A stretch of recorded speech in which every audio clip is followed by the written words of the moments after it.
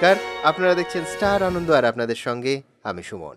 অনেক প্রাপ্তি অপ্রাপ্তি, পরিবর্তন অপরিবর্তন, হাসি কান্না সঙ্গে নিয়ে বিদায় নিতে চলেছে 2011।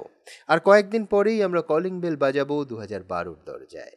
আর এই উপলক্ষেই আজ স্টার আনন্দের স্টুডিওতে এই জমজমাট আড্ডার আসন নিয়ে আমি হাজির হয়েছি আপনাদের সামনে। আপনাদের মনে করিয়ে দিই, এই 2012তেই 125 বছরে পা দিতে চলেছেন আমাদের সকলের সুকুমার রায়। সেই সুকুমার রায়ের অমসৃষ্টি হযবরলর চরিত্রদের নিয়ে আজকে আমি এসেছি স্টার আনন্দের স্টুডিওতে। এই দেখুন, আমার পাশেই বসে আছেন শ্রী কাকেশ্বর কুচকুচে।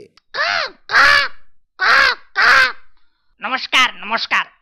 আচ্ছা সুমন বাবু, একটা কথা বলুন তো আমাকে।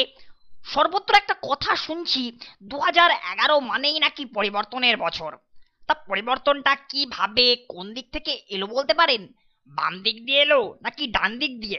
এটা আবার কেমন প্রশ্ন হলো কাকেশ্বর? আমি কি একটা কথা বলতে পারি? নিশ্চয়ই নিশ্চয়ই, কিন্তু তার আগে বলুন আপনাকে কি নামে ডাকবো? বেড়াল বাবু নাকি রুমাল বাবু? যা খুশি ডাকতে পারেন। ধৃষ্টদ্রুম, ভজকট, টিকেন্দ্রজিৎ, যা খুশি। তেমন ইচ্ছে হলে চন্দ্রবিন্দুও বলতে পারেন। আর বাকিদের সঙ্গে আপনাদের পরিচয় করিয়ে দিই। ইনি হলেন উদো, পাশেই মাননীয় গেছো দাদা, তার পাশেই রয়েছেন গিটার হাতে ন্যাড়াবাবু, আর এই হলেন হিজবিজবিজ। আর অবশ্যই আছেন ব্যাকরণ সিং, কুমির আর সজারুও। সুমন বাবু, আমার আজ এখানে এসে না খুব হাসি পাচ্ছে। সে কি, কেন? আরে পরিবর্তনের মহিমা দেখে গো।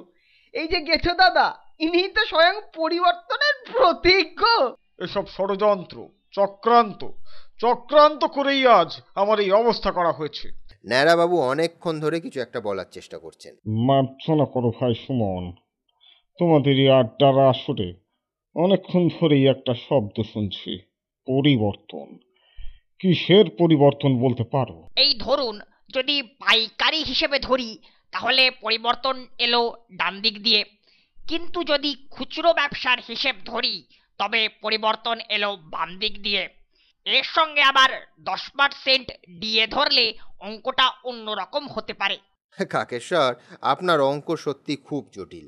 তবে হ্যাঁ, সহজ চোখে সহজ হিসেবে 2011 মানেই পরিবর্তন। 13ই মে 2011। পরিবর্তনের ঢেউয়ে ভেঙে পড়ল বাম দুর্গ। 34 বছর পর মহাকরণে ক্ষমতা বদল। রাজ্যের রং সবুজ। হার বুদ্ধ, নিরুপম, গৌতম সহ আলিমুদ্দিনের প্রায় সকল হেভি ওয়েটের। পরিস্থিতি যে এমন হবে তা বুঝতে পারেননি বলে স্বীকার করে নিলেন বুদ্ধদেব ভট্টাচার্য।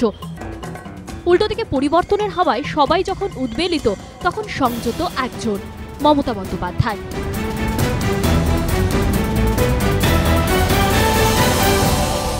একদিন যে মহাকরণ থেকে কার্যত বিতাড়িত হয়েছিলেন, 20 মে শপথ নিয়ে মুখ্যমন্ত্রী হিসেবে সেই মহাকরণে পা রাখলেন মমতা।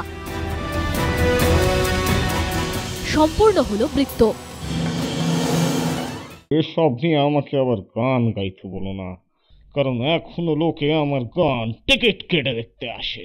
ওই ন্যাড়াটা নিজেকে কি মনে করে সুমন? সব ব্যাপারে ও এখন বিরোধিতা করার চেষ্টা করছে। খুব খারাপ হবে বলে দিচ্ছি।